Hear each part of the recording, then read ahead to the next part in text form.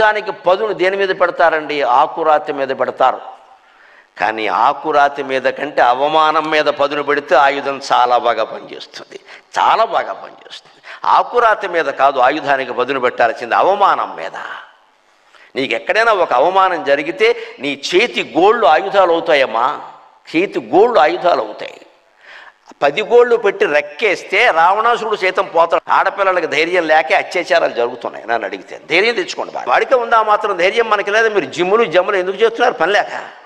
ఎవరు లేడమ్మా ఇక్కడ, నిన్ను నువ్వు రక్షించుకోవాలి. చాలా ధైర్యంగా ఉండాలి. నా జోలికి వస్తే చచ్చిపోతామని చెప్పాలంతే. ఈ ధైర్యం రేపొద్దున సంసారంలో ఉపయోగిస్తుంది, పిల్లల పెంపకంలో ఉపయోగిస్తుంది, ఉద్యోగంలో ఉపయోగిస్తుంది, అన్నిటా ఉపయోగిస్తుంది.